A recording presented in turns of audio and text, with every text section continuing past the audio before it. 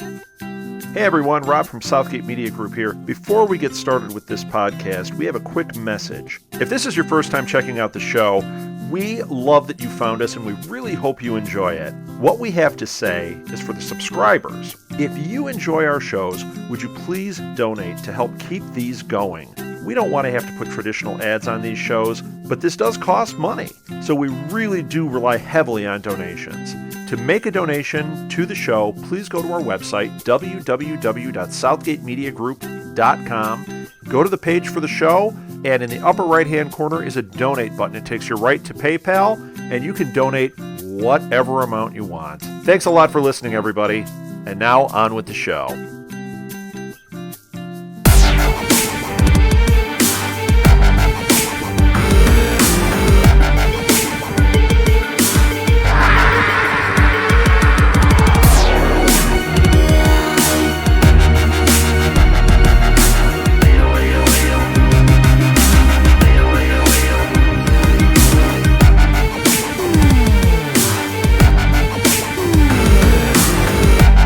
Hello, everybody.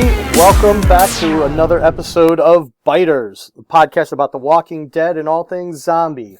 With you again, as always, is myself, Jeff Marsick, and on the other side of my Skype video camera, on the other side, there somewhere, lost in space, Kirk Manley. We have so much to talk about this week. Oh my gosh, it's crazy. Those of you who have long car rides and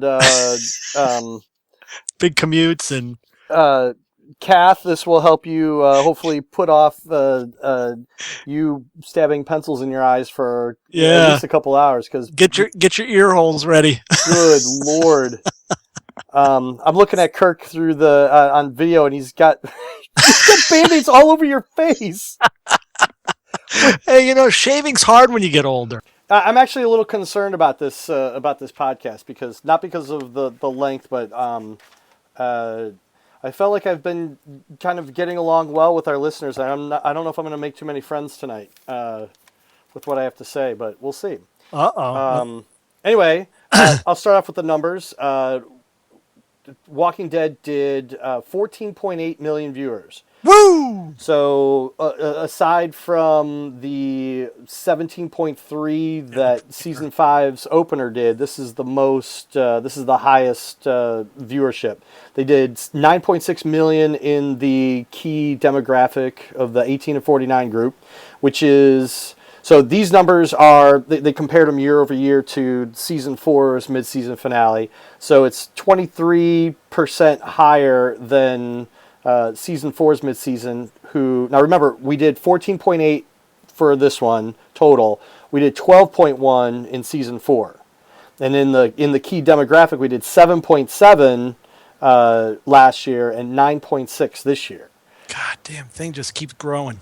And the Sunday Night Football, which was not that great of a game, the Sunday Night Football, they only had 8 million viewers in the demo. So about 1.6, 1.7 more viewers, 1.5, 1.6 million more viewers were watching Walking Dead than Sunday Night Football. Awesome. So Sunday Night Football got his butt spanked again. So basically, every time it went up against football, it won with the exception of, I think, one an episode. Was there two? I think it was like two weeks, I think. That's amazing. Out of 8. Yeah. All right, that's Sykes. That's good, man. That's Sykes. That's Sykes. That's Sykes. What kind of English is that? Good Lord. I'm teaching myself a new language. It's gonna be. I just haven't figured out which one it is. Dude, you need to get your money back on that Rosetta Stone. Let's see. Before we get into talking about this week's episode, I just want to backtrack and we had somebody wrote into the website or wrote into Facebook before this episode came out talking about Cross, and it was Lee Sullivan. Lee, thank you for listening to us. And just real quick, he liked the theory about the hospital being a bit of a diversion for us, taking our attention off the real danger zone, the church.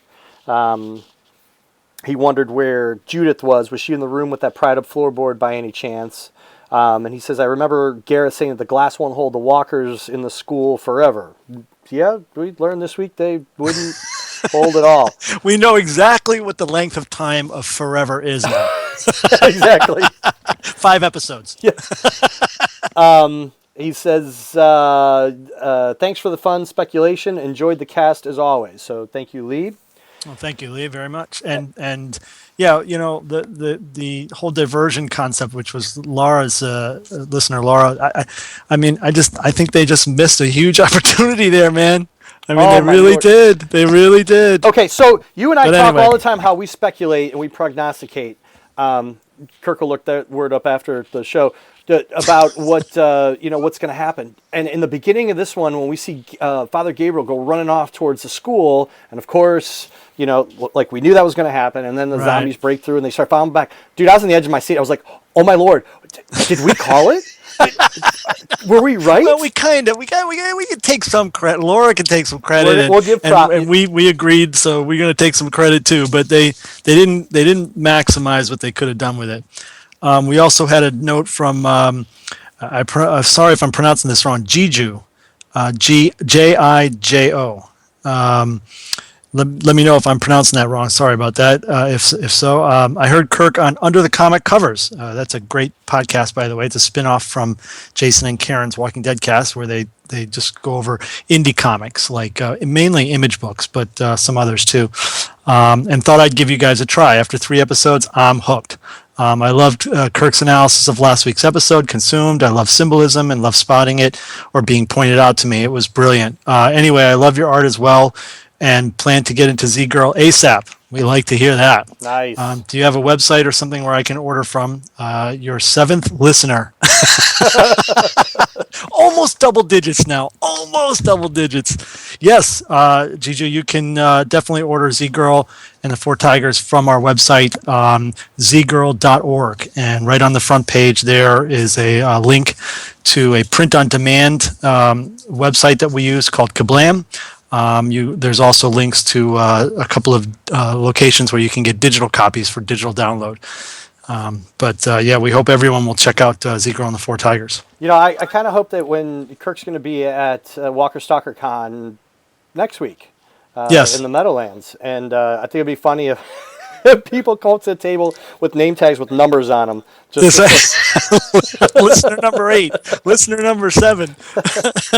Did you see they started promoting the poster for that? So it's now official. I can talk about it, but okay. I did the poster for that, so I'll post that up tomorrow on the Facebook page, and it came out pretty cool, and I'm real fired up about that.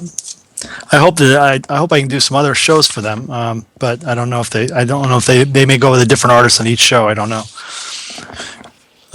Dirk Aman also wrote in, said another listener from Germany writing in. Love the show, great content, great laughter. Keep it up, guys.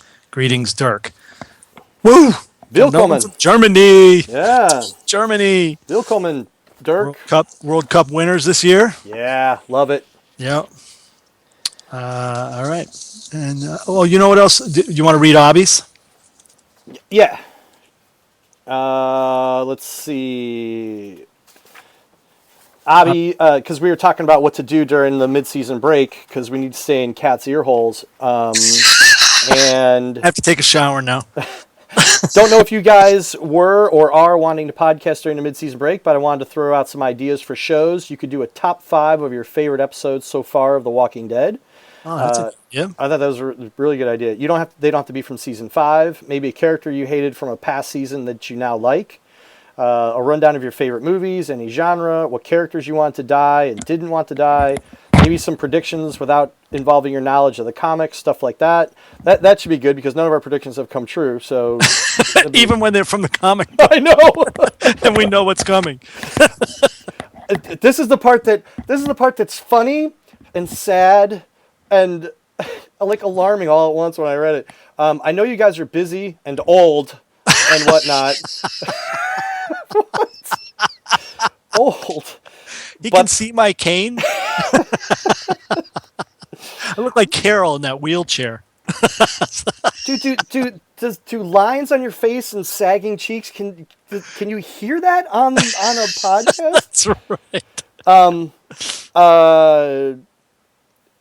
We know you love us, Abby. But whatnot, I thought it would be a good idea to at least do one show during the break. I'm curious to know what other fans have in their lists of movies and episodes and characters. Love to know what you guys think. Tonight is the last one to be break, so here's to a great send-off. Well, thank you, Abby, and those are some really good ideas, and we definitely want to... I mean, we're not coming back... Well, Walking Dead's not coming back until February 8th, so... Yeah, hopefully more than once we'll do a podcast. Yeah, hopefully twice in January we'll do that. So if everybody else too could post up, their thoughts, their ideas, and we'll try to do a consensus based on Facebook stuff and emails, and then we'll try to put together some shows based on some of that stuff, because I think those were some great ideas. Yep, definitely. All right, on with the show. Let's see. We had tweets of the week. Oh, wait, tweets first. I want to get like a sound effect of like. A bird? Like a bird tweeting and then like a gunshot, like tweet, boom, something like that. Let's see. Oh, I didn't print it, so I'll have to read it off of here. It was pretty quiet. I was telling you before we got started that there wasn't many sarcastic, satirical tweets. I think people were just too on edge. What? No cold-hearted cynics? No. There was a lot of people like quoting stuff, more like at ZADF _org wrote, quote, "Where are your people?" Quote, "They're close." Damn right. Let's see. At Jilko JLKKLO 15. I don't know how I feel about Dawn. 1 minute I hate her, the next I like her. This bitch is confusing. There was a lot of that about Dawn. At Doctor of the Dead wrote, "I now want Dawn to join the group. Getting whiplash, changing my mind so fast." At Too Short 35, "This fucking bitch on her stationary bike waiting for her uniform to be pressed while the world goes to shit outside. Unreal." Yeah. Lots of people were upset about the cardio. Well, I think they finally, because they realized, one of the things, as I was watching it, one of the things that people had brought up was that, she was on the cycle, defenders of her back in Slabtown, right. They were saying, she was charging the batteries. right. Dude, they showed it full on. She wasn't charging no batteries. squat with that thing. Let's see. Dr. Eugene WD. "Judith looks like she's dead." I have to assume that's the part where she was on Michonne's back with my wolf and cub set moment, Yeah. At Shroomy Shake, "Does that count as Gabriel's first kill?" I think he's talking about the head slice on the zombie falling towards the hole. Let's see. And then I put one of my own in here. At Batman KM, "Gabriel finally let his congregation in after all." So it was kind of quiet on the Twitter feed, but so February, the next premiere, shoot for that.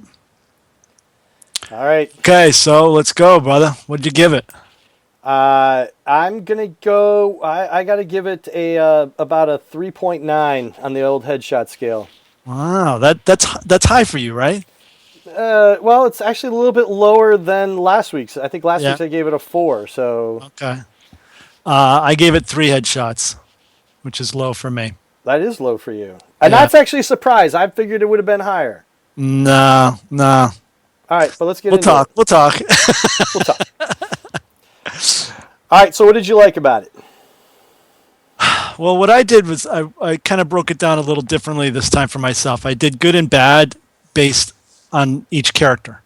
Okay. So it was kind of, I couldn't really do it for everybody, but like the main issues. So like I start off like the good with Rick. I thought it was a fantastic opening. Oh my Lord. Absolutely. I thought it was one of the best openings since, the premiere. I mean, the running, the boots hitting the ground running, you're not really sure who it is at first. Right. It's not Lamson because he's in the cowboy boots, and that's when it starts to become clear it's Rick. Alternating with Lamson who's trying to rush to get the restraints off. Meanwhile, zombies are lurking. It's cutting in between. It was heart racing. And then you start to realize what's going on, and that it is Rick. And then he runs past that zombie and disembowels him, which was kind of stupid because, I mean, obviously that doesn't slow a zombie down at all. You got to take the head off, but still, it was pretty cool. Right. So just, and then even when he gets to him and tells him to stop, and he won't stop, and he's not putting up with that shit, and then he runs him over, and the whole scene. We'll get into it more, but that whole opening for me was really, really good. I thought it was dramatic, it was tense. I mean, Rick just completely went full dark, in this episode and in that scene. I love that he echoed Gareth when he said, you can't go back, Bob. Yep. And I thought that was interesting. And I think it was the writers again saying this is how dark this guy has gotten. And then Lamson says, you've been out here too long, or something to that effect. And then Rick shoots him and says, shut up. But, it's like Rick has kind of become the Dirty Harry of the apocalypse now. You know what I mean? I mean, that's what when he was standing over him, the sun behind him, so he's completely in silhouette. So that he's almost kind of like just completely dark. You can't really, which is again another visual way of reinforcing that. The fact that we get told once again that Lamson was one of the good guys. Later in the episode, we see the picture on the dash of the car that he's driving towards him to hit him with, and it has Lamson with his son, which isn't unlike pictures we've seen of Rick and Carl. It just, again, the idea that the more they make that guy seem like a good guy, the more dark they make Rick seem for taking him out. You know what I mean? So I thought that was all really, really well done. But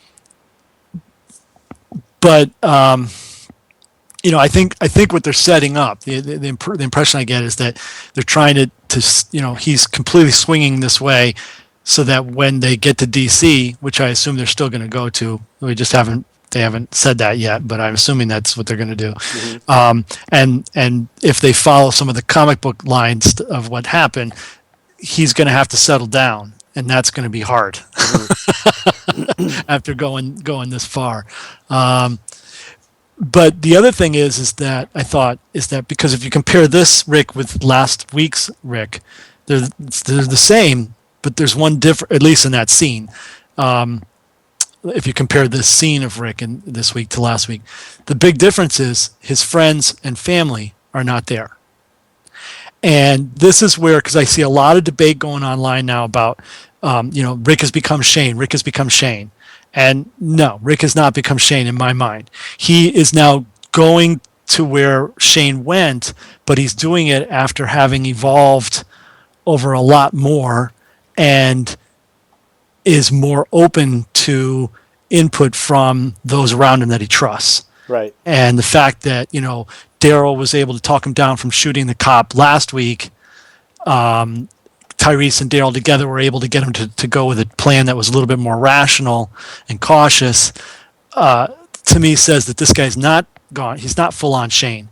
But when he doesn't have those people around him to help temper him, to be his conscience, then he goes full dark. Right. And that's what I got from this scene. And I compare it to, I don't know if you're a Buffy fan. I don't remember if you're a Buffy fan or not, but there was a lot of that kind of storyline with Buffy because of her friends and the power of the Slayer becoming almost overpowering, and that lots of Slayers died young because they would become brash and overconfident and sloppy because they were, relied too much on their power.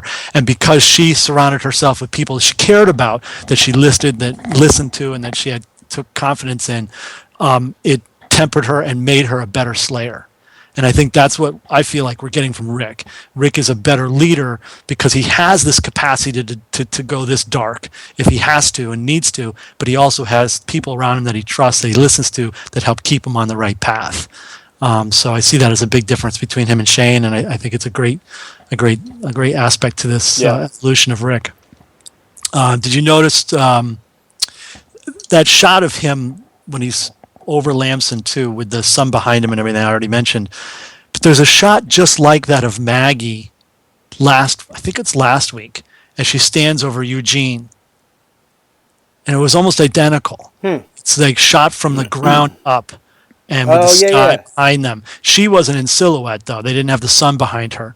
But it was just interesting. I mean, it could be just a coincidence, but and I'm not sure what that would mean if it wasn't coincidence. But my bad with Rick was, there's a whole lot that was wrong with the final scene, which I'm sure we'll get into in more detail. But I just don't think Rick would ever have agreed to give Noah back. Right. I mean, he turned to her and he said, "No, that's not the deal." And he said, "The deal's done." And she's like, "Well, then the deal's done." The deal's done, lady. We got our people. You got your people. We're leaving. Bye. Right. You know what I mean? It just didn't strike me that he would, when, and at first he says no, but then Noah steps up and says, "This is how it's got to be," or whatever. And he's like, "All right." I'm like, I don't believe that. My issue with that was I didn't think that Noah shouldn't have been there in the first place. He wasn't integral to that whole thing. Yeah. And Rick, as much as we like Rick's evolution this season, he's gotten more tactical and he's been able to think things through, pretty well. He would have known that bringing Noah in is just an escalator. Well, absolutely. I totally agree with you. And in addition to that, why was everybody there? I mean, why not leave Sasha, at least, if not Sasha and somebody else, up on the roof, for if stuff goes bad? They had the walkie-talkies. They could have stayed in communication. Exactly. You should have had a backup plan. You don't bring your entire group into this hallway, right? With a Mexican standoff, and those people all have guns. I thought the exact same thing. I thought that was when they were coming up the stairs through the stairs. It was so I was like, oh my god, this is a shooting gallery. Yeah. It's like it's like ducks in a bucket, or whatever the expression is. Ducks in a bucket. It might be the new one. Ducks in a bucket, turkeys in a barrel, whatever the hell it is. Back when I was a kid, it was ducks in a bucket. That was for ABQ. Anyway, so that was my good and bad with Rick. Yeah, I'll do you go want to along add with to you that? as you. I agree with you with everything you said so far, and it was like you said, that opening scene when you just see that and just how it played out to the end, all the way up to the point where he shoots him, and I was expecting him to just kind of, I'm not going to waste a bullet on you kind of thing, but it was just so badass for him to just go blam, shut up. And I'm sitting there with, scotch in one hand, just going, this is going to be good, Yeah. So yeah. I agree with you. I thought it was a fantastic start to it was great. to an I mean, episode. they've had some great starts, and that was one of the best. So I guess I just want to interject real quick. So the director of this one was Ernest Dickerson, who's done a bunch of episodes, but the most recent ones were Self-Help, Alone, and Too Far Gone. I also thought it was interesting that he's done 6 episodes of Treme and 6 episodes of The Wire on his in his past. So he's been around Walking Dead done a bunch of Walking Dead episodes, and it was written by Angela Kang, who we've seen before. She did Four Walls and a Roof, Still Infected, and then I think she's got 9 She did on her A. resume. She did A. Yeah. A was a good episode. Yeah. So was Four Walls and a Roof. Yeah. So, absolutely. Yep. And Dickerson, didn't he do Clear? Did he do Clear or not? He might have. I didn't go that far back. Okay. So then jumping to Father Gabriel. Wait. Let me just interrupt real quick. Yeah. It sucks to be Maximiliano Hernandez, who played Lamson. This poor guy, man. Basically, when he gets hired on for a show, he's got to know that he's got 4 episodes tops, and then he's toast, because he got killed in this one. He was killed as a character on The Americans, which was is a fantastic show. I think he died in Agents of S.H.I.E.L.D. as a agent of Hydra. Last season. That's not a spoiler. It's all around. So I mean, this guy's just he's just got you feel bad for him. He's a great actor, and he's good. Yeah. So hopefully he lands something more permanent. You know. I mean, I loved that sequence, but And again, I think they were saying, Rick without his conscience, i.e., his people, is dangerous. And he didn't need to drive over the guy. The guy's hands were still handcuffed. I mean, he just had to drive up alongside of him and either punch him or hit him with the door and knock him down. I mean, there was just he had complete control of that situation. That's just, I think I took it as a couple things. One is, this is what happens when you mess with my people. A. Yes, right. And B, I think that there might have been a little bit of his own, because he got suckered by Bob too. Right. He got kind of suckered with, I'm a cop, and you're right. And I think that's kind of him. Yeah, but at the same time, Lamson says, I agree with you, but Lamson says to him, because he says to Lamson, you didn't have to do this. This didn't have to happen because you didn't have to run. Right. And he's like, dude, I don't know you. You got me in you know what I mean? Essentially, I'm paraphrasing, but it's like, you got me in handcuffs, and I don't know what you're going to do. Which I thought was a valid point. Anybody, Yeah. it is valid. You see a window of opportunity to escape. Rick would have done the same thing. Yeah. You know what I mean? It's just that Rick is at a point where there's no second chances with him right now. Especially if he doesn't have people around to help mellow him. I love that in the zombie apocalypse, that no matter basically, this new world order, that when being chased by a car, you still run in a straight line in front of the car. Yeah, right. Well, in all fairness, you don't want to be ducking into some building with your hands handcuffed and running into a bunch of zombies. You know what I mean? That wouldn't be good. Still moving 90 degrees to that car. Yeah, that's true. You should have been doing a little dodging and weaving. Yeah, absolutely. But the other thing too is that this sets up the final scene. Beth's demise happens because Dawn feels that she is, somehow getting a raw end of the deal because there were, three people leaving and only two coming back. Right. And she feels like she's got to stand her ground because of that loss. And clearly she's not buying that Lamson was eaten by zombies. Right. And so because of Rick's brashness and darkness and lack of self-control, he ends up sealing Beth's fate, essentially. No, not at all. Because Rick decided to bring Noah along in the first place. Well, yeah, but she may have said that. Well, she guess she may have still requested Noah, even though he wasn't there. She may have said that. I don't know. But yeah, you're right. Bring him Noah. But that was also Rick's decision. Yeah. So, no, I agree. I agree with that. Yeah. Yeah. All right, so who's next to analyze? Next on my hit list for good bad was Father Gabriel. Let's see. On good, I liked. I loved him being trapped outside, screaming, banging on the doors to let him in. It was just the perfect, irony. Great irony. Awesome. Of what he did in his past. So I thought that was fantastic. And as I joked in my tweet, metaphorically, when he lets in all those zombies into the church, it was kind of like the zombies were like, "Damn! Finally, we got into this bitch." But anyway, I thought that was kind of funny. I thought it was funny when they break out of the school and they start coming, and he's like hobbling off like Red Fox on Sanford and Son. Well, he's got that spike through his foot. The scene at the church door with the zombie hands popping out was a great nod to season 1. Yeah, I thought so. Yeah. The doors, yeah. and I thought, oh, that's just a cool nod. But then I was thinking about it more, and it's like, when Rick when did Rick see that? And he had just kind of woken up, right? Mm-hmm. And he was walking down the hallway, kind of like out of his head a little bit still. But it was basically, that was the first sign to him that this, awakening. It was kind of his awakening. Okay. And this was Gabriel's awakening. Yeah.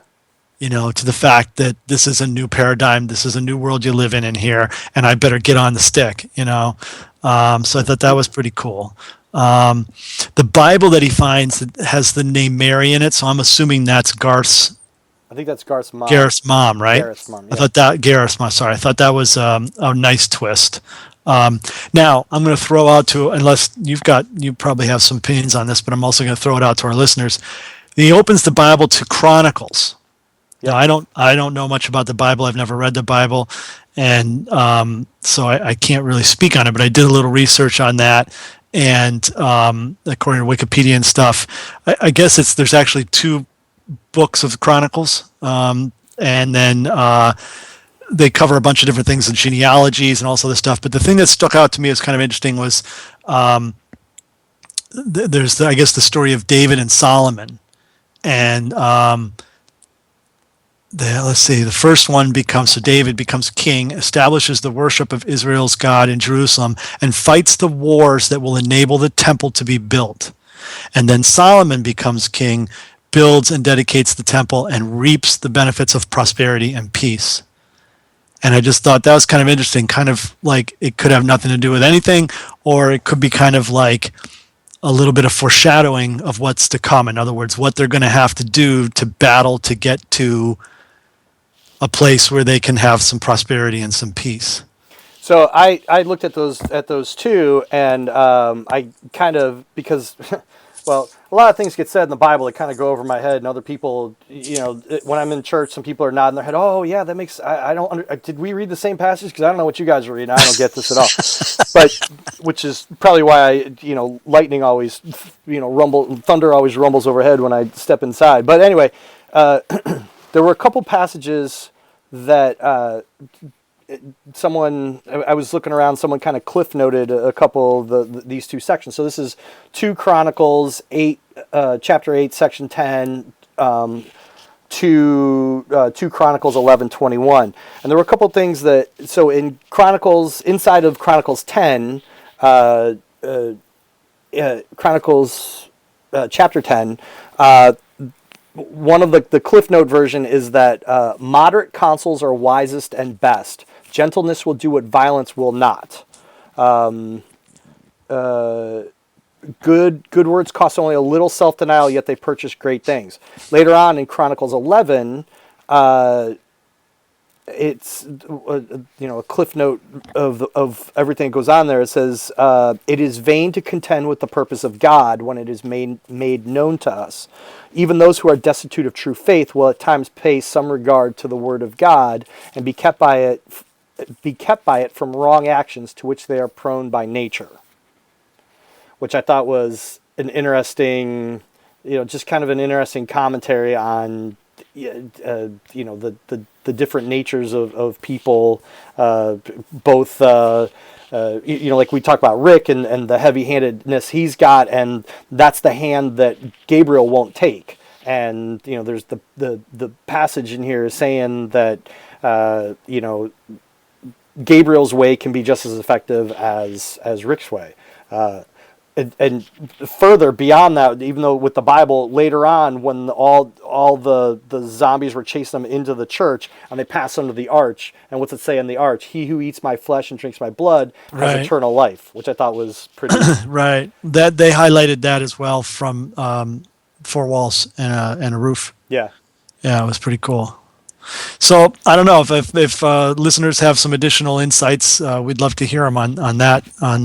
Because I find it hard to believe that we would be shown that without it kind of having some sort of importance or relevance. The bad with Gabriel for me, I think we were supposed to believe that he went to the school to confirm Rick's explanation of the termites being cannibals, and when he sees Bob's leg, it confirms that, and therefore kind of validates what Team Rick has been saying about why they needed to do what they did and the kind of world that they're living in now and what it takes to survive. Right. My problem with that is we never saw that conversation. And there's been a number of times this year that or this season that those kinds of little tidbits or sections that are important are not provided. And for me that's tough. Because then I think it's like you got to kind of try to read into it, Like when he left, you were under this like suspicion, like what's he doing? Where's he going? Is he with somebody? Is he got some other group that he's dealing with? Is he going to get something that what was his motivation for leaving? Why would he leave there? You know what I mean? and we never got an explanation for that, except we see him, going to the school and looking at. So then we have to kind of assume that he had that conversation. It's like with Abraham and his backstory. We see his kids and his wife. We see that he killed these people, but then why would his wife and kids leave him? Why would they run off into the zombie apocalypse without his protection? What did he do? What is it? What? Yeah, that backstory. Yep. So now you got to read into it, or and that's tough. And I thought that this was another example of that. Because he even says when he comes back to the church, and he's banging on the door, screaming again, he says, "I had to see it. I know now. Let me live with it." Mm-hmm. So, but I just don't think it was enough backstory. Did you have anything else on Gabriel? Just that the whole thing, like you said, without that backstory, without there being more, and this is a fundamental flaw with the entire episode, is that we rush through scenes too much and without enough explanation. And with him coming back, when you look back at it in retrospect, if he had gone and brought the zombies chase him back to the church, and then it all unfolds as we and Laura had speculated, Judith and all that, okay, I get that. But this is a scene that adds nothing to the show, other than the irony of him trying to get back into the church when he had turned his flock away. I get that, but it lends nothing to the show. Right. He escapes, it was tension. It was tension for tension's sake. Exactly. I mean, I felt bad it was cool to see Michonne get her lone wolf and cub on. Although I was kind of it was almost laughable when she had like the world's dullest axe trying to knock that piece of wood off the door. Yeah. But afterwards, you're just like, you just did nothing. So, like you said, if there was more to that purpose, why he was there, then there would have been some weight to it. But what else is a little aggravating was that it seems that they ratchet up the capacity of zombies when they need to. That's a good point. Yeah. Like, why and how were those zombies able to smash through the doors? Well, I noticed. Once they got inside, we've seen the walkers in episodes, and we've commented that they're slowing down in their old age, right? Right. Did you see how fast they were moving when they came out of that school? They were hungry. They were hungry bitches. I guess so, but I mean, the one dude. Go back and watch it. When he's coming towards the camera off the playground. That one dude in the front, he's not even shuffling. He's just full on like speed walking. Well, that's why he can't go back the way he came out, because he starts to go down to go under the building, and he kind of looks back and realizes these things are going to be on me, and on my legs before I can get out of the way. So he just keeps running. Yeah. Lisbeth, my leg, Lisbeth. This is the big one. Man, this is going to be the big one. I'm coming to join you.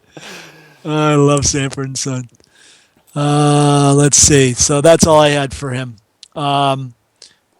Okay. Well, Beth is what I had written down next, but maybe I'll jump over her. Yeah. Well, let's save her. Save her for last.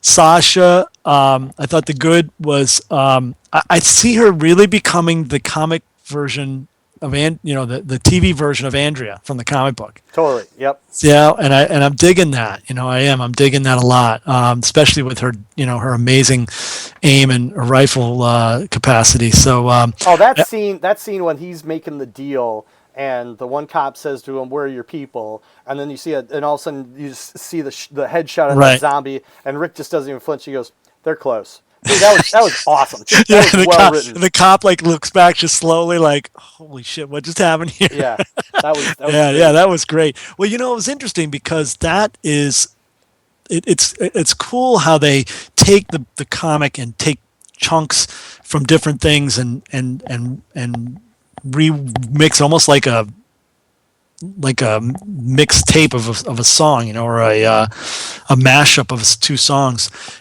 That is seen as very similar to the first time maybe it's the first time, I don't know, but it's the big climactic scene between Rick and Gareth in the comic, who was actually a different name in the comic, I think, right? Yeah. The cannibal.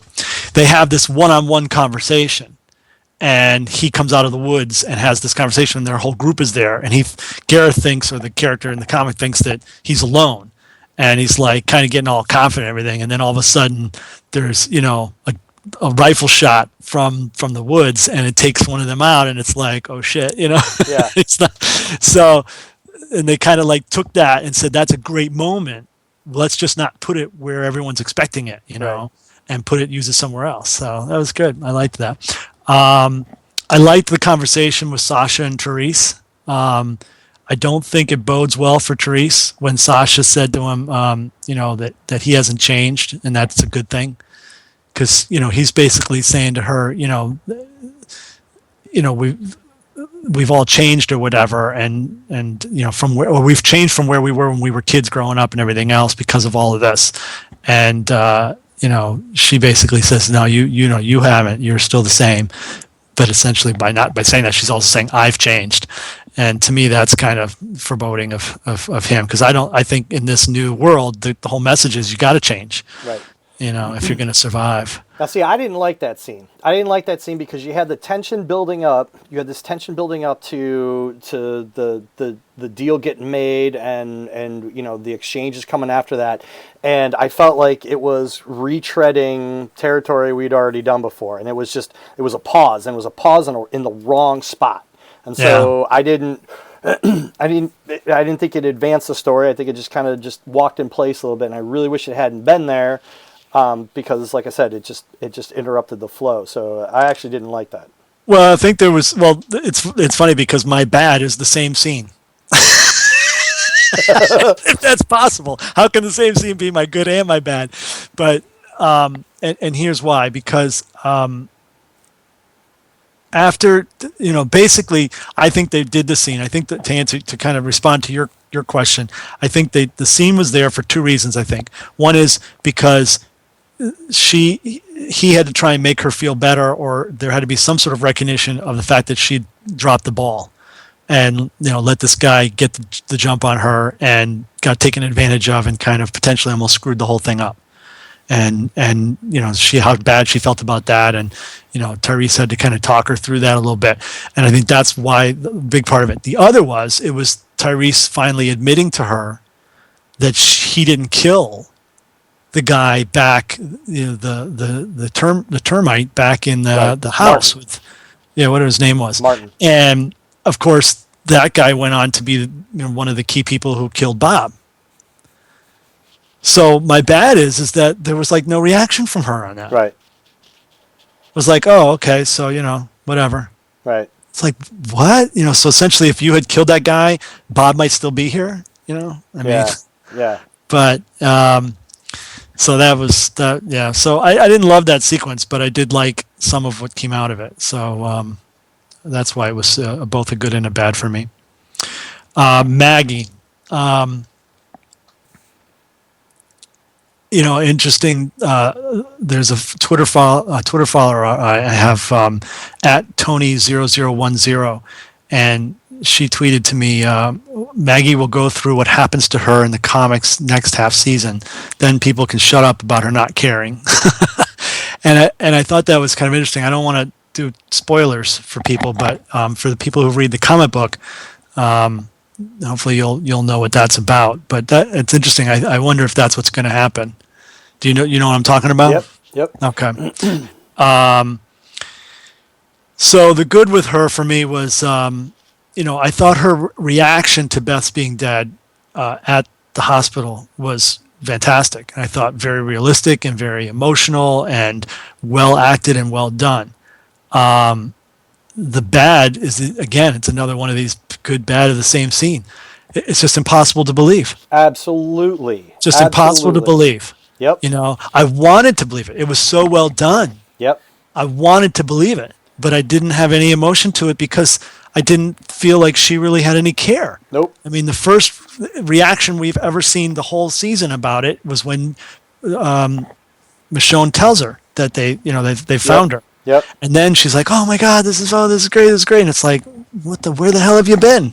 So that comes back to like the Abraham backstory and the lack of story of why Gabriel's going out here to this school. here's another one. Why didn't we get a little bit? I mean, it only needed one or two lines, Yep. Every episode or every other episode, Absolutely. About that, so that we knew, that was something that was bothering her. So that was tough. Okay, then I've got some bad general issues. We talked about why everyone was in the hallway, Mexican standoff. It's like just not realistic. And then once the gun went off, that would have been a complete bloodbath. Every person with a gun in there would have been firing. I'm sorry. It was too tense. It was too dramatic. One of your key people just shot in the head. It was boom. It was on. And as soon as bullets started flying, the other side was going to start shooting. Oh yeah. Yep. Yeah. So that was hard to believe. And then the fire engine pulling up right at the right time. The silent fire engine, the completely silent. Yeah. The stealth engine with the big diesel engine. Good Lord. It would have been better if they'd had the siren going. Oh, if that thing came in, if there was, they totally should have had like a the zombie step out, like come out of the door, and then Abraham laying on the horn and like take it out. Dude, that would have been awesome. That would have been great, yeah. But and then also the damn thing showing up at the hospital with everybody just as they're coming out. Yeah. How do they even know which entrance to the hospital? Plus, it was hard for people to get to that hospital. They didn't have any problem. Right. It's like, what the hell, So, a little bit of disbelief. All right, now I'm ready to talk about Beth when you are. Yeah, that was the other thing too. Like how big? So Lerner's force is basically all the cops that she had in that hallway. Like there weren't more on. Yeah, it was weird. It seemed like every time we had one or two guys that we would see regularly, but then they'd have these red shirts. What about that guy? Remember that guy that we saw on the roof with the rifle and the chair? Yeah, it never came into play. Yeah. Let's see. Before we get to the big 800-pound gorilla in the room. No, it's not a fat joke either. Speaking of fat jokes, why are there any 2 years into the zombie apocalypse? Why are there fat people? I don't mean to be biased. I mean, there might be people with gland problems that have weight issues. I agree, but everybody's got to be starving. Hey, well, Hurley didn't lose like all but a couple ounces. Yeah, but you know what? At least they made fun of that. They talked about it. Remember, they would a couple of times they're like, "Well, why aren't I losing any weight?" Let's see the one of the good ones. I think you might have mentioned it was Michonne doing Lone Wolf and Cub with her katana. Yeah. That was cool. I let my suspension of disbelief go away, seeing the cub on her back, Judith, which clearly was, she'd have a doll. Pediatric, she'd have pediatric, quadriplegia after that, but that's right. Let it go. Torticollis. Carol. Carol being out cold to being up to being in a wheelchair to being standing. I know. I mean, come on. Come on. Plus, she played no part. No part at all. No part at all. I mean, here you got one of your strongest warriors. Granted, she's wounded. She's on her back. But, she didn't even have anything to say. Yeah. When she woke up. Who is this? Where am I? Beth, get me the hell out of here. Who got the license plate of that car that hit me? Yeah. Yeah. All right. I think that's about it. Did you notice too that Eugene was out, too? Oh yeah, so he was in the truck. They showed him in the back of the fire engine, but he was out. Yeah. I don't know. It's weird. Both of them were out in a way that and she wasn't completely out, but she wasn't involved in any way. Yeah. And it was just kind of weird how they just kind of dropped them by the side. Before we get to the real Beth part, that scene with Beth sitting on the edge of the elevator shaft. Now, I took that as, and I meant to go back and I didn't. When Lerner comes up to her and says something about, I don't know, like why you're here. Are you thinking of? Doesn't she ask like, are you thinking of jumping or something like that? And Beth says something like, no, I'm just here. I'm just thinking, or she wants a place of quiet or something. To me, it was just really, it was almost like she was contemplating, and I made a comment to somebody on Facebook and responding to them that, I'll wax, metaphorically like Kirk a little bit, and, was that her looking into the abyss and the abyss looking back at her kind of moment? Sure. Facebook, you said that I would say that.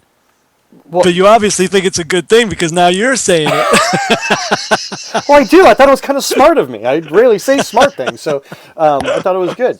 But no, I thought that was I thought that was a little. I thought that was interesting. And then we come to the end. Well, do you want to use that as an opportunity to talk about Thomas's? He had a post that got us both talking. I can read it real quick. Yeah, go ahead. Here. Thomas wrote in to Facebook and said, one really interesting idea I had after rewatching the episode. Beth and Dawn had that long conversation about how people there were using other people to get things done. Well, Beth, I believe, stabbed Dawn in the shoulder intentionally, knowing she'd be shot, therefore using Dawn to kill herself and therefore having Dawn shot, benefiting both groups. One thing I didn't like, one scene, Carol Wing, he talks about something, but that was a really interesting comment and theory that I really liked a lot. What about you? Well, the thing is that, okay, so my first overall impression is, coming into that scene, is we knew somebody was going to die this episode. So you come back from commercial break. I can't remember, something like minute 50 or 51 somewhere on the DVR. Like, it's getting ramped up. It's on like Donkey Kong now, right? Right. There's like 10 minutes left. Yeah. Oh my gosh, this is something's going to happen. And clearly the Judith prediction didn't fall through. So it's Carol or Beth. It's one of those two. And the odds-on favorite has always been Beth. So it gets ratcheted up, and then when they do the prisoner transfer, right? Now we knew that the whatever the bald-headed cop was, he was always kind of sketchy to me. So I wasn't totally on board that he was like, oh yeah, Lamson got bitten. So when he goes walking across, I was like, dude, he's gonna lean over, whisper, and gunfight ensues, and he doesn't. Okay. Well, then Rick brings the other girl along, and I was like, she was kind of sketchy too. She lied a little too easily, so I don't trust her either. And I was like, this is it. It's gonna happen. And he brings her across, and she does nothing. I'm like, what the? And then Carol's over on the side, and when it all plays out, I was like, so my overarching first before I started to dissect the scene, I was like, that sucked, because what have we been talking about for a couple weeks? It can't possibly be Beth, and it can't be Carol, because we're expecting that. That's too obvious. Right. And they went with obvious. Yeah. And then I had to deconstruct the scene, and the only thing I could come up with was, like Thomas said, is that it was almost like suicide by cop.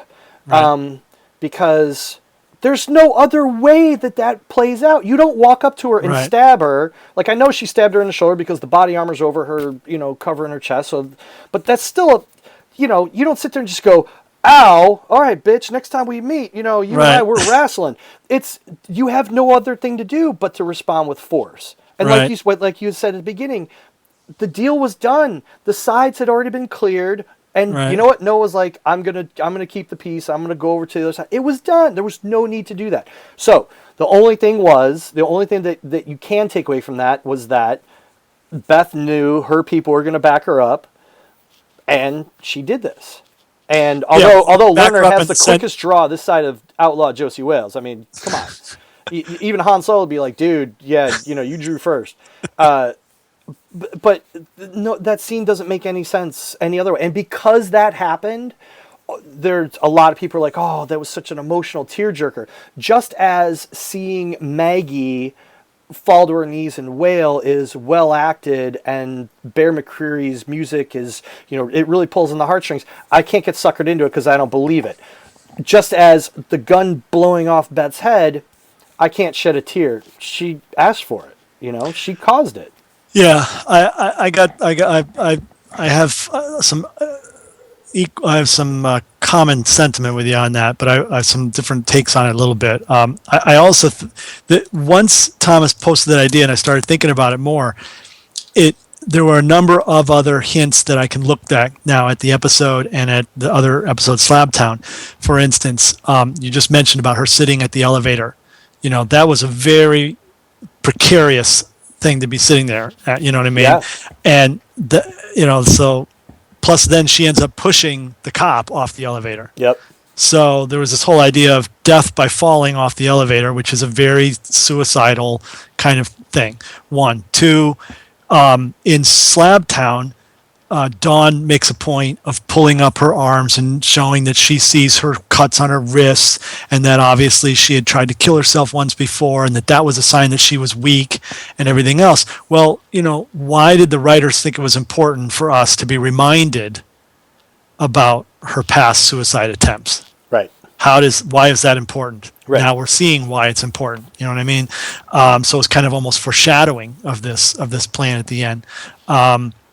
And then lastly, the name of the episode, Coda, which, yes, now we know Coda is, it means, writing a song or an ending to a song, and therefore this is her ending, and, blah, blah, blah. But that's a very literal translation or interpretation.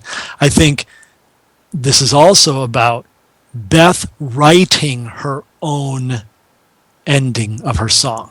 Yeah, I agree with that. You know what I mean? And maybe that's what she meant when she said to her, I get it now. I get it now, yeah. It had nothing to do with Dawn. Yep. It was, I get that what's important in this world now is that we get to write our own song ending. Right. We get to write how we die. That's what's important. That we don't get taken out arbitrarily by some zombie. That we die for whatever purpose we feel is important. Right. And in her mind, bringing down Dawn and freeing that hospital from her tyranny was that important. That was for her. That's how she wanted her song to be written. And we've talked a lot of times over shows about how nothing in Walking Dead is throwaway. There's always everything's got meaning, and I think that even if you had forgotten Slabtown and the showing of the scars, even if you had forgotten Beth's past in earlier seasons of attempting suicide, her sitting on the edge of that elevator shaft was so. It was jarring. It was just odd. It just was, it was just out of place a little bit. And I think that was the key moment. Looking back to the episode, that you're like you said, she knows that, even if she had jumped into the elevator shaft, that's her making a decision. That's her taking control of. And I think that was the thing that. Right, but she realizes now the difference between doing that, which was what's equal to slitting her wrist back in season 2, and doing what she just did in the end of this episode. Right. There's a difference. They're both killing yourself on purpose, but you're doing it for a reason, and you're doing it on your terms, not just arbitrarily. Absolutely. Now, because of that, thank you, Thomas, for that idea, because it just made the whole thing so much better for me and so much more resolved for me emotionally and from a watching the show point of view, just because otherwise it just seemed ludicrous. But now it all made sense. Now, that all being said, and it definitely improved my experience of that ending, it still was freaking stupid. Yes. Because, she had no idea that when she did that, other than Dawn was definitely going to get a bullet in the head from Daryl right behind her, or Rick. She knew that was going to happen, and that was the plan. But what about everybody else? Yeah, she had no idea that the whole place should have opened up into a bloody massacre, and they all should have been dead practically.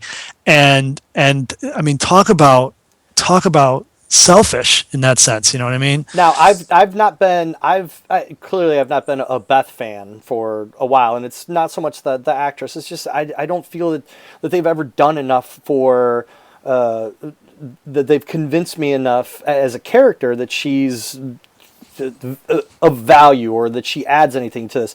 And I'll go back to last season when she was with Daryl and she was tracking, and she looks up and she sees walker tracks, and she says, pretty soon I'm not going to need you anymore. And then this whole episode, or this whole season so far, has been her showing her how she's strong on her own, and she's gaining the strength. Yes. And the writers, they undermined it completely with this going in by her acting impetuous and almost immature. Like you said, it stabbing Dawn. There's only one outcome out of this, and she has no idea. Yes, I'm sure she thought 3 feet ahead that my people got my back, but she didn't think 6 feet ahead that, oh, wait a minute, all of Dawn's people, they got guns too, and this shit's gonna fly and bloodbath. Right. So, like I said, while I'm not a Beth fan, I don't think she went out. They did not give her the proper send off. That was not a way to go out. They undermined everything that they were building for her this season. Well, I agree with you because of the way that they did it in that hallway. If that scene had been done differently, in a more open situation, in a more, maybe, one-on-one situation, if the whole exchange had been done in a more believable way.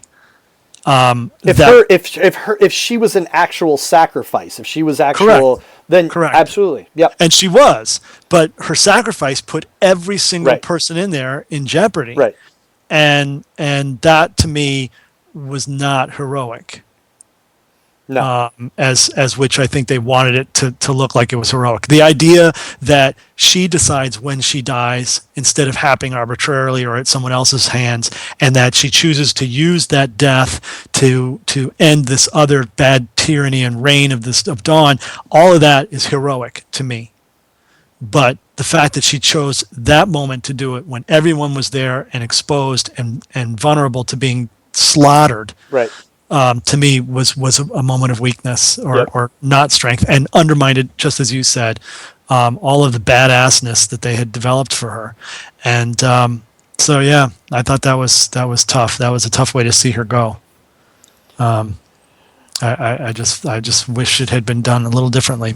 Yeah, and which was tough because afterwards you're just kind of like, oh, really? That was it? And they. The saving grace, I guess, or a good point we didn't bring up was Morgan at the end, the reveal after the credits. Yeah, well, I want to talk about that, but I got one more comment on Beth here. That unless were you tying that to Beth somehow? No, it's just saying just right. No, I definitely want. I think that was really cool. But I have questions about it too. But anyway, there was another interesting. Foreshadowing that when Daryl is carrying Beth out, it looked very much like when he carried the wrapped body of the child to the fire. Yeah, I thought that was cool. I do like the fact that the show goes to great lengths to do that stuff, because then when you're watching an episode, and you're seeing something unfold, you don't know, is this something that's going to end up coming back in the future? Is this coming up? Right. Or is it not? It could be any. I love that. It keeps you guessing. Yeah, it was great to see Morgan back again. I like that he's following him. The symbols on the trees came back big time. Yeah.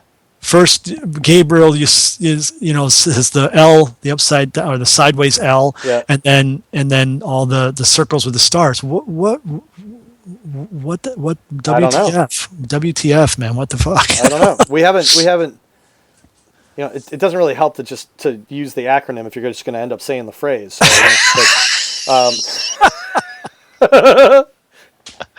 LOL. Laugh out loud. We've never explained the or got an explanation for the X's on the only tree. explanation we got was Gareth said when he was going on his speech to Bob in, I believe, 4 walls and a roof. He says to him that we, somehow for some reason we thought it would be important to be able to get back to this place, so we marked our way back. And so that's when I was like, oh, so that's what those symbols are. But that's just to that point.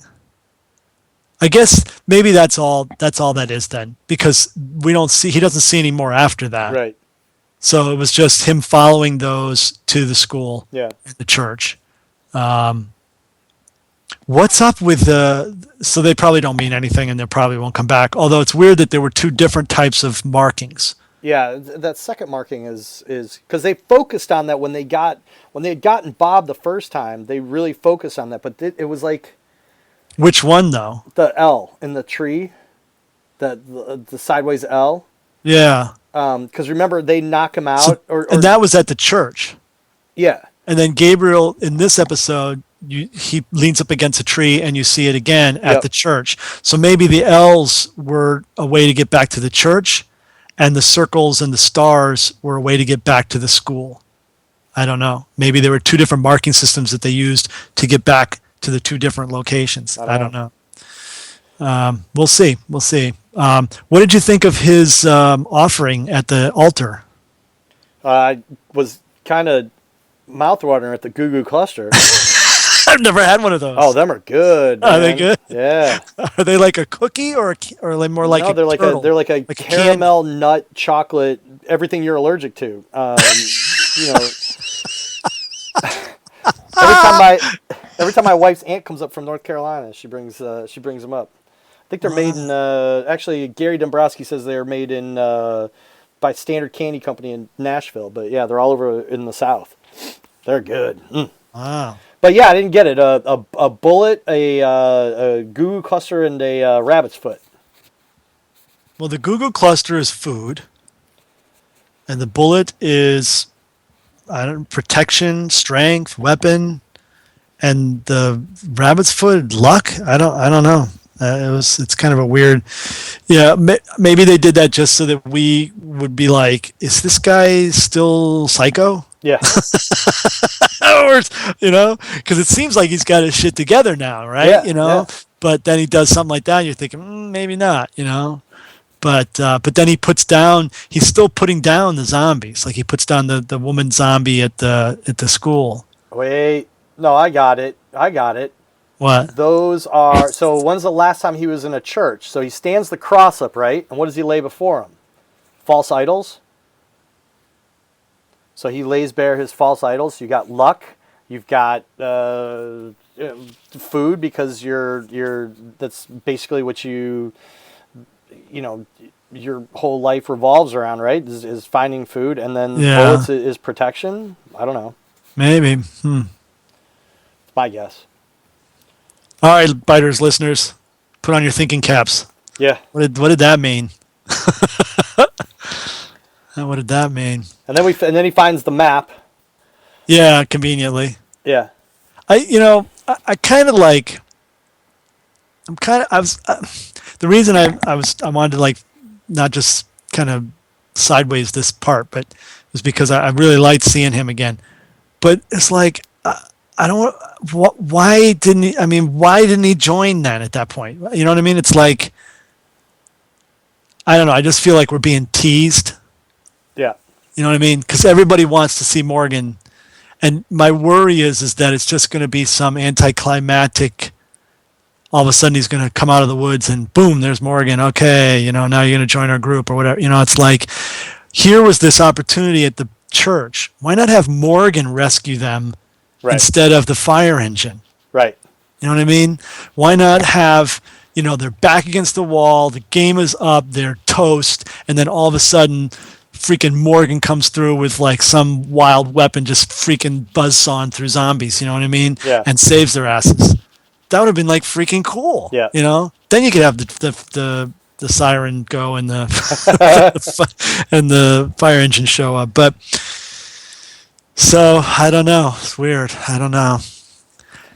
It's like they seems like they want us to think that he's going to join the group, but they're not in any way ready to do that yet.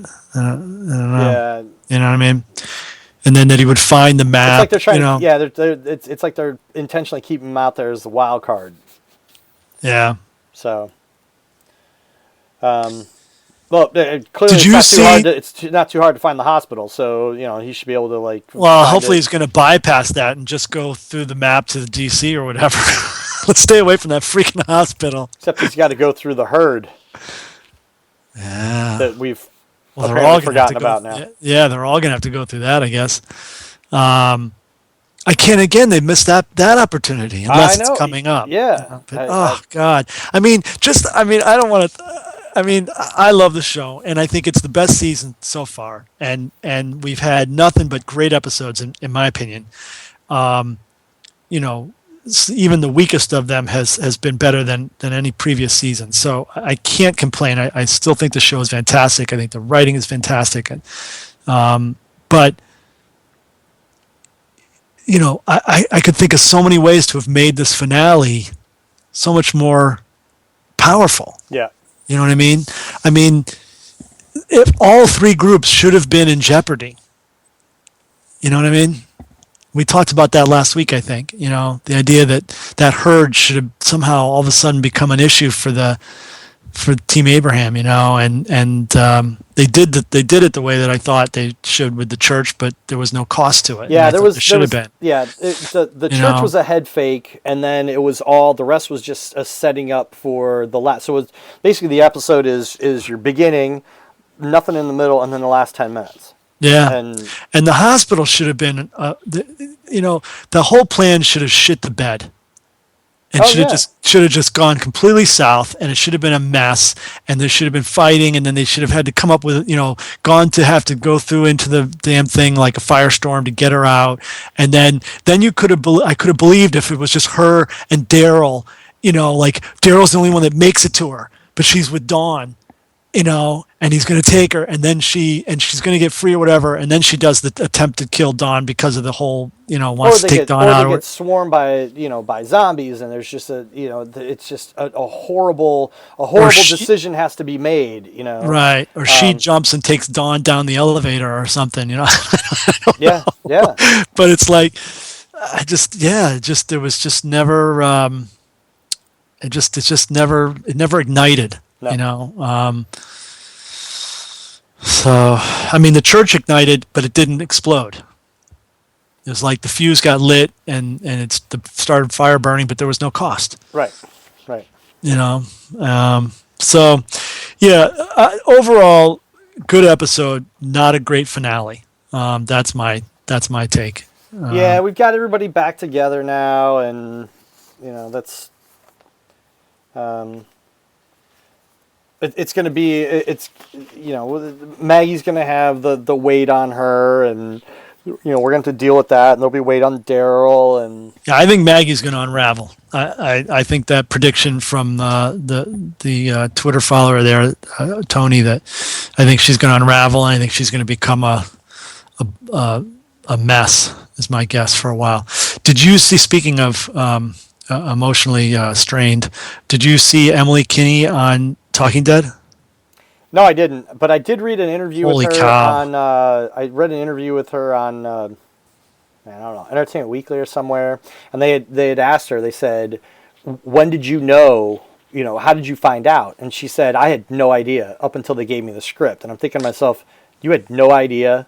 Well, that was weird. I read the same article. She said, "I learned in season 5, episode 7." She said. So that's the last week's episode, and on Talking Dead, she said that she learned in season 4. Oh, really? Yeah, that she was going to be gone. Like as soon as she got taken, they let her know, because she started telling us that she had moved down there. She had to sell her apartment. She had to find a new place to live out in LA, and she had to all this stuff. And it was really, really emotional, and really, she was a wreck. Really? She did a good job. She did a good job, but it was like you could just tell that emotionally, she was just totally still really ripped up about leaving the show. And Kirkman was the other guest, Yep. and he's sitting right next to her. It was the most uncomfortable thing, because she wouldn't look at him.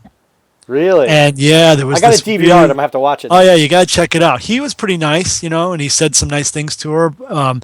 about her performances and everything. But every time that what's the host's name?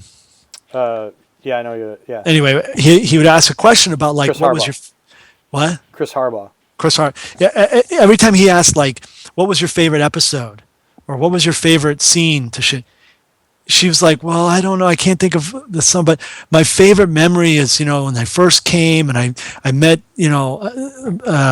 Lauren Cohen, and and then we went out to dinner, and then I stayed at this hotel, and it was just weird. It was like all she wanted to talk about was how, all of her good memories and her emotions about leaving the cast and crew and stuff, which, I mean, I totally understand, but it was just sad. It was really sad because I just felt like, wow, this poor woman is just like, had this her whole life has been, ripped apart by being by being taken out of the show. And all of a sudden I felt really bad for her. And then sitting next to Kirkman, who's obviously the person most responsible. Right. And she was obviously uncomfortable with that because she wouldn't even look at him. Wouldn't even look. Yeah, it was really, you got to check it out. I mean, maybe I'm exaggerating, but I that's how I saw it. It just felt really bad for her. Seems really sweet and everything, but I don't think she wanted to go, and I don't think she liked the way that she went. Can't falter. No, you can't. It's got to be hard. The other thing I wanted to say was that another disappointment I had. I'm usually very positive, but boy, I guess I've got a lot of disappointment with this episode. You're I'm sorry. You're the I'm negative. sorry, guys. But you're Princess Negative Pony today. Yeah. Jason of Jason and Karen, Walking Dead cast, was talking last week. I listened to their cast from last week, and he was talking because he did an interview with her actually, and he was saying to people on that cast, or Karen, I guess, that he just felt that it was most definitely going to be Beth and that goes because, and he kind of coyly said it because he tries to be positive too about the show and everything, right. But he said the show tends to take out people that are the least liked by the audience. Andrea and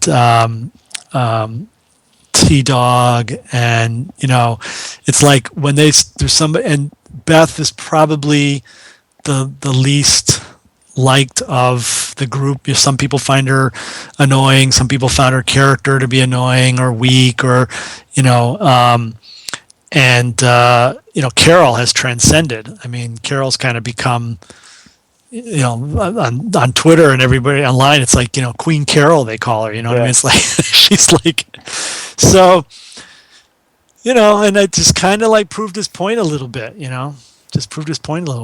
is kind of sad because it undermines the show a little bit because it makes it a little bit predictable. Yeah. And like we said, it also ensures that when you see moments of quote unquote peril with your core four, nothing's going to happen to him. I think Herschel would be the one exception maybe to that, because I mean he was pretty widely liked, and you know what I mean? Compared to, but definitely it does seem like that's what happens on a pretty regular basis. So all of this said, who's your character of the week? Oh, Rick, I think, was my character of the week. Let me just double check my notes here. I'm going to go with... Yeah, it was Rick. I really liked Rick. I thought he made some bad tactical decisions in the back, so I think that the one that pretty much was pristine that I couldn't find fault with was Michonne. Yeah, she was great. She was awesome, and she had my zombie kill of the week. I mean, everybody, I think, is probably going with like, the disemboweling zombie in the beginning, or the head splitting zombie. I'm going with the head split. Yeah, with Gabriel. Yeah, her whole spree when they're crashing in and coming in on her at the church, she must take out, I don't know, a dozen of them. You know what I mean? It was like awesome. It was like total katana badassery. That's right. No, when Gabriel's about to go into the hole and the door opens and that first one falls in and splits her head open, that was a what the moment. So that was great. WTF? Yes, WTF. All right. So I had one, since we're at a finale, and we got a lot of time before the next season. I could bring it up next time we talk, but something that occurred to me the other day.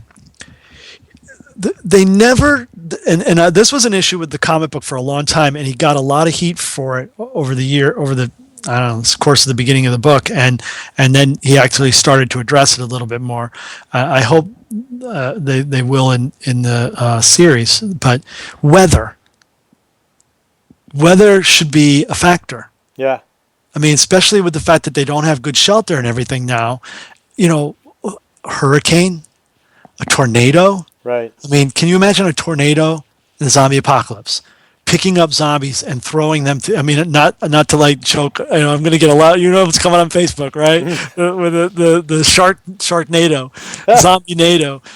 But seriously, I mean, these things. You got the zombies that are all melted and their heads snapping. I mean, you can have zombies ripped apart, flying through the air, and heads are flying down all over you and chomping. It could be so freaking wild. Plus, whatever shelter you got could get ripped up and thrown away. You get people sucked away. Cars are flying through the air. I mean, granted, lots of money for special effects, so that's probably the big not drop. really. Sci-Fi Channel doesn't. Their budget is a couple $100. Good point. But I would love to see that. Hopefully, as they move to this, and it happened in the comic book, and then a lot of people were complaining about the fact that there was never winter, and then he realized that was he needed to do that. And so well, if they move up north towards DC, they're definitely they got to get some winter. Yeah. But they did the virus, which was really cool. I thought that was a great threat. That compounded this nightmare that they're in. And I just think some weather situations would also compound it. Yeah. I don't know where that came from. Just kind of, Well, thanks for sharing. Thank you. Poured out of the mush out of my ear one day. All right, should we get to some comments? Yeah, sure. All right, so I'll lead off with Kathy. She said, I don't know what number of fan I am, but I just watched the finale, and I hope that my feedback makes it to you before you record. First off, Rick was such a freaking badass at the beginning of the episode, running and gunning down Bob number 2. I did not see that one coming. I love the new hard-ass Rick. Second, Dawn is one crazy bitch. For a second, I thought she was all right, but apparently not. Finally, what a freaking great ending. I'm sure that all of the Beth haters will be happy. Finally, we saw some emotion from Maggie this episode. I guess that my predictions were off, but that is okay. It was still a great mid-end. Can't wait for February 8th to start all over again. I will miss you feeling my holes during the break, so please do some filler episodes. Take care. Thanks for making me choose listening to you rather than jamming a pencil through my eye. I know you mean that as a compliment, Kathy, but it sounds like, wow, we're just one step above a pencil in the eye. Let's see. Leslie writes in about Coda. Good episode. I enjoyed it, although it wasn't quite as cataclysmic as I was expecting. I would agree with that. I was kind of expecting more deaths. However, Beth wasn't a huge surprise since I always thought the episode title, Coda, pointed to that. I've seen posts indicating that people thought Beth committed suicide by cop. I don't believe that. I don't think Dawn meant to kill her, and I think Beth just lost her temper. I was surprised I definitely agree that I don't think Dawn meant to kill her. I think that she was holding the gun and she got stabbed. She actually wasn't holding the gun. If you watch it, the gun is holstered. It's not in her hand. I went back and watched it. It's holstered. That's why I said she's got the quick. So she pulls. So she draws the gun and shoots her. She gets stabbed and draws and shoots. Well, it's still reactive. I mean, that's it's definitely to some degree. It's definitely believable. But it's not. I believe that it wasn't. Dawn's intention, like thinking I'm going to kill her. You know what I mean? I think it was just reacting to being stabbed. What were you going to do? You stabbed me, so I'm going to shoot you in the knee? Right. So I agree with her on that. I was surprised that the shot that killed Beth and Dawn didn't lead to a firefight in the corridor. Yeah, we definitely agree. I suppose that they had to do that to preserve the storyline. I have to say that I thought Beth's attack was unnecessary and very forced. They wanted to kill Beth off, and it seemed to me that they used a fairly unconvincing plot device to achieve it. My scores for the show, Headshots 4.5, which is pretty high. They've moved the story on, and of course, Morgan was in it. Nice. Good. Leader Rick. He was awesome in this. Brilliant acting, and those eyes at the end.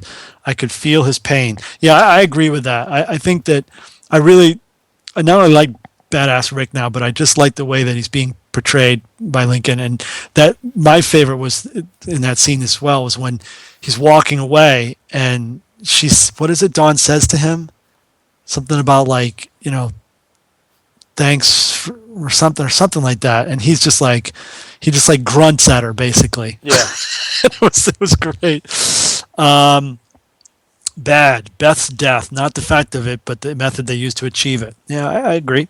Ugly. Good ugly. Father Gabriel and the way he found himself. I think he woke up to the facts of the world he now lives in, and he got a taste of his own medicine when he was trying to get into the church, something he denied his parishioners earlier. Totally agree. Character of the week, Michonne. I love her with that katana. Fantastic. Kill of the week, the walker fell onto Father Gabriel's blade when he was going down. Then she wrote quickly again shortly after, I should say.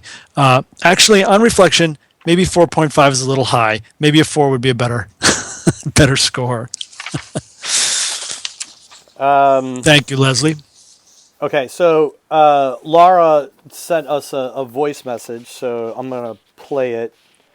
Damn it. Those effing mother effers. They killed off Doodlebug. So, Jeff, you were right. They went for the easy money. I still like my theory better, but what you gonna do? All I can say is, Scott Gimple, I am breaking up with you. You're still a great writer and a showrunner, but, sorry, your things are on the porch. Ta-ta. So she broke up with Scott. Oh, that's sad. She says, goods, 90% of the episode, Rick mowing down Officer Bob 2.0, Gabriel, Carl, Michonne versus the Walkers. Hey, and Kirk, did you get your lone wolf and cub moment? Yes, I did. Setup of the deal and Beth and Dawn scenes all good, but all the build-up led to my bad. Okay, I know it's The Walking Dead and people's gotta die, but after all the hype of, quote, where's Beth, unquote, after all the build-up of the rescues and after all this time of showing Beth's character growth, she dies in such a stupid, needless, and senseless accident from a reckless fit of anger. I know if in real life young people's lives get snuffed out unexpectedly just as they are in their prime, but I felt entirely robbed. It just felt like a rushed and hollow end for a character that's been with us for 4 seasons now. She never even got a proper union with the group. It was hard for me to even appreciate the rest of the show. I was left so empty at the end. Which brings up the Uglies, and they are not good. How is Carol at death's door and hooked up to life support in the last episode and is walking on her own in this one? They must have been some damn good meds Beth gave her. Totally agree. Lauren Cohen played it off well, but I just didn't feel sympathy for Maggie having spent a whole season ignoring Beth's absence and then falling to the ground and seeing her dead body. And why, oh why, could we not have seen Father Gabriel get bit outside of his church as he pleaded for help to get in? Would that be one too many scenes of poetic justice this season? Overall, I think I liked it taken as a whole, but need time to get over Beth's senseless death to fully appreciate it. I'd say 4.025. Kirk, I know it's all over the interwebs, but I think the heartbreaking scene of Daryl carrying Beth's lifeless body needs to be in the tribute. I do too. Working on that. Totally good, Laura. Good letter. Totally agree. Basically, we're in sync with you on that. Scott Hoffman wrote in, said, strange how quiet a 20-ton fire truck can be without its sirens on. Too bad Beth couldn't hide a glass candy jar in her cast. And did they edit out the part where Dawn tells Rick that Carol's wheelchair isn't part of the deal and it needs to stay here? That was funny. Diane wrote in, Coda, devastating. Sadder than Herschel's death, even with it already being spoiled by AMC. I'm also really sorry that the writers took the easy way out and killed Beth. So I guess we'll bring up the AMC thing real quick. We got Gary's, right? Yeah, but just what Diane was talking about was social media at AMC social media did a mea culpa, because as soon as the episode was over, they posted a picture of Daryl with carrying Beth, and at the bottom it said R.I.P. Did it say R.I.P. Beth, or did it say R.I.P. spoiler? I'm looking at this thing real quick. And the problem is that it said with an R.I.P. blank or R.I.P. Beth, a big full size image. The problem is that The Walking Dead hadn't yet aired West Coast, nor had it aired internationally. Yeah. So Diane and several others had basically gotten spoiled. Yeah. Newsarama put a piece out talking about it, and they basically said that even though AMC came out and said, "Oh, we're sorry, that was somebody leaked that shouldn't have happened," it smelled like it was a planned event that kind of backfired. I don't know what their thinking was. Probably just to cash in on the Twitter talk and the trending and really really make it a thing, which seems to have worked, because the first angry comment on the Facebook post, for instance, this according to Newsarama, had 7,400 likes on it, but pales in comparison to 232,000 total likes on the image. So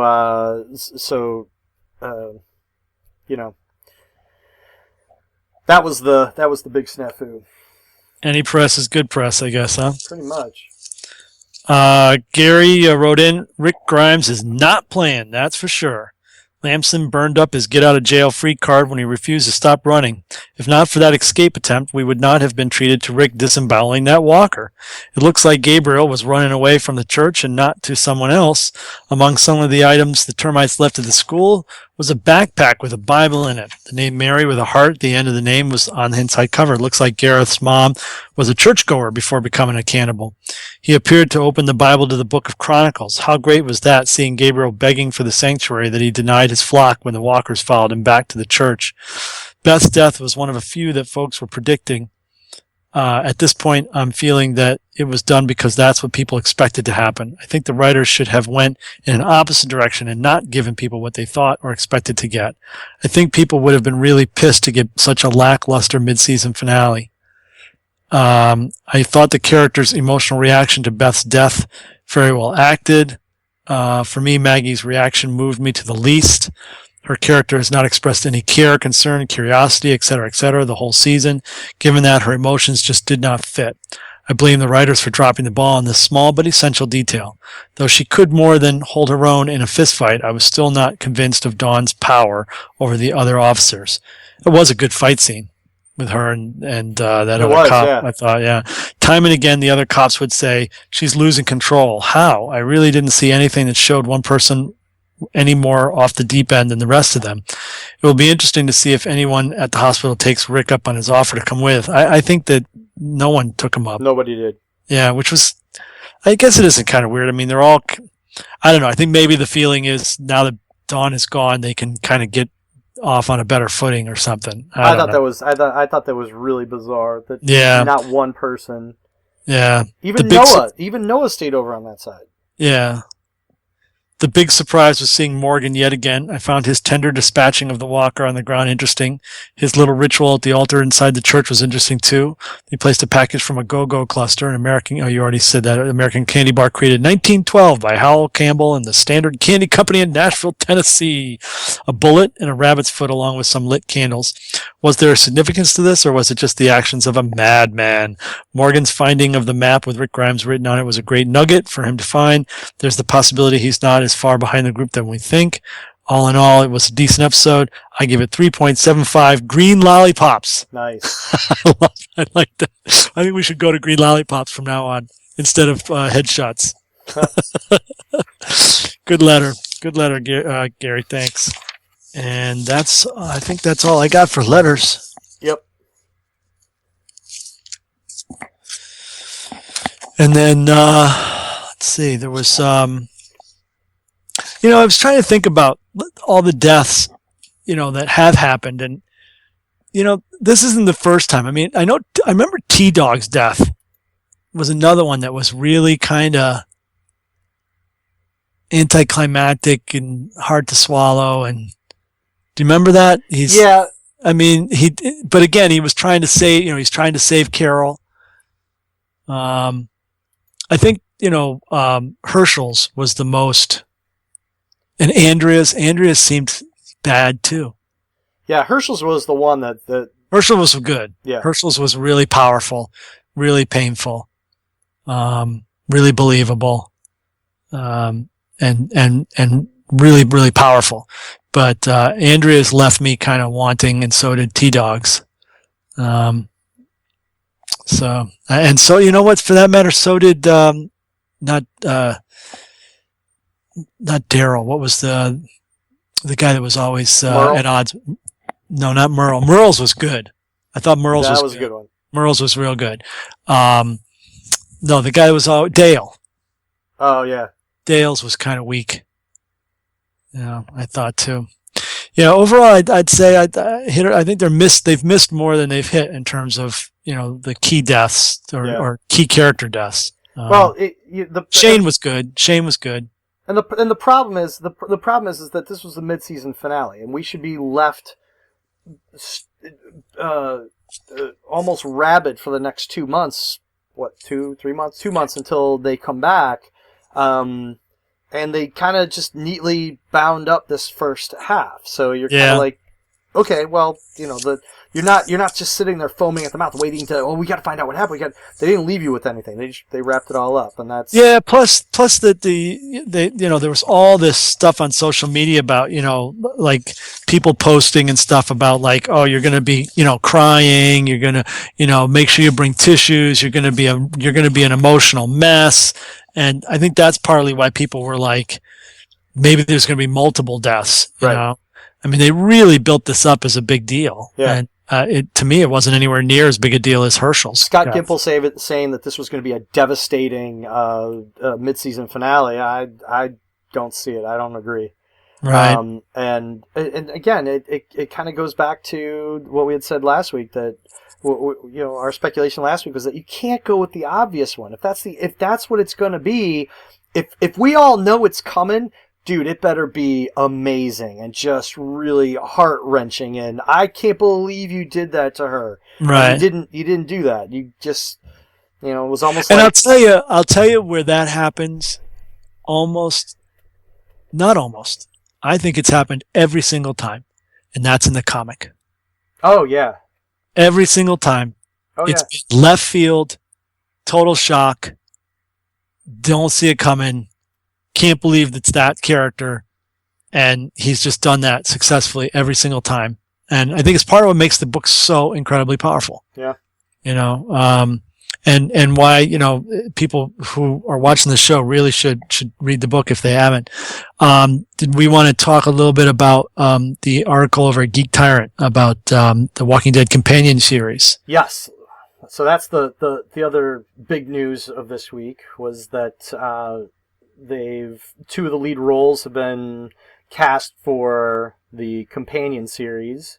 Now, the name of the series is, right now, it's being called Cobalt, which I think is just a temporary name, just to... God, I hope so. It's gotta be. And that's, that's typical when you're working on something, you kind of give it a name just to... You can't call it, that other zombie show. So, I think that's going to change. But, it takes place during the same zombie apocalypse as The Walking Dead, but in a different location.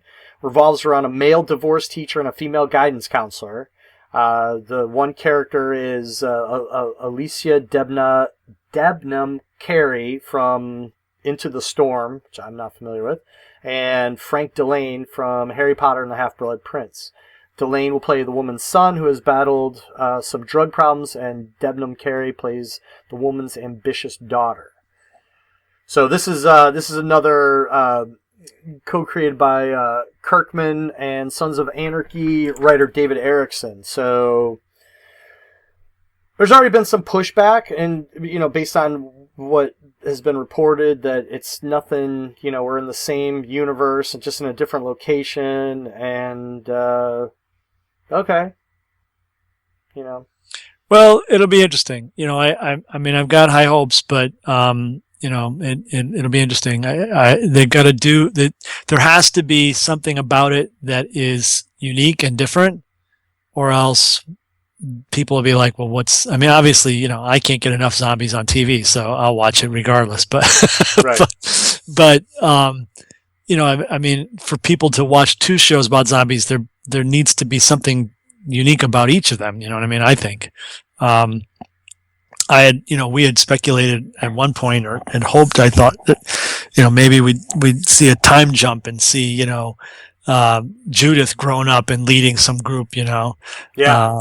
and then going out to seek out her father, or something like, or her history, I thought that would be awesome, but.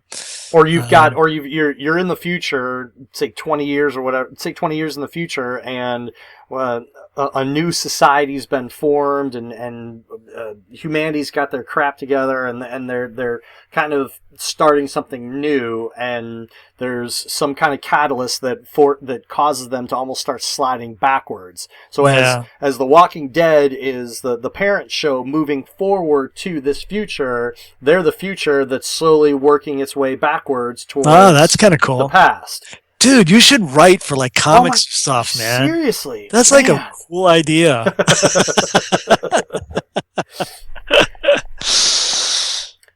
Awesome.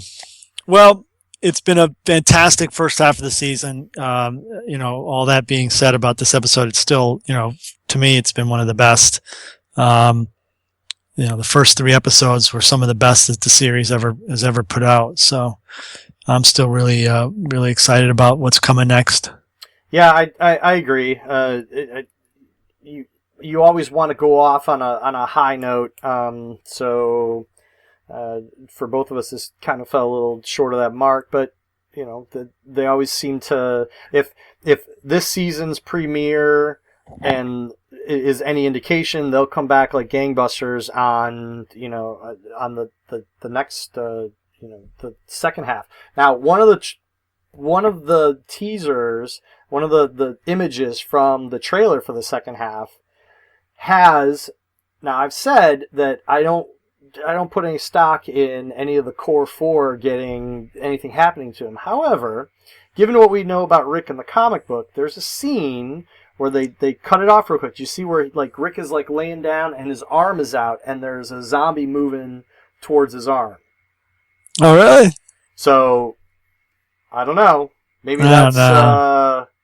Maybe. I think if they're going to do that, I think, 1, they'll either do it to a different character, or 2, it will be done by some person. It won't be a zombie attack. But maybe that's why they cut it off, because he gets bit, Yeah. Could be. I don't know. I think they'd have to do green screen on every freaking shot. You know what I mean? Well, from a cost point of view, I would think that might be an issue. In the comic book, they just don't have to draw it, but in the show, they would have to green screen it out. Well, every single shot. Herschel walking around with half a leg. That's true. That's true. But there were plenty of scenes where most of the shots were from the waist up, headshots. Yeah, but they can just Merle his arm. That's true. True. That's true. They did Merle. Maybe Merle kind of fits that bill. Which is why they started off with that, to get it out of the way. I don't know. All right. Well. All right. We are going to take a much needed break. Kirk has to work on his last tribute piece. Like we said, he's going to be at the Meadowlands next week for is it Friday, Saturday, Sunday, or just Saturday and Sunday? Saturday and Sunday.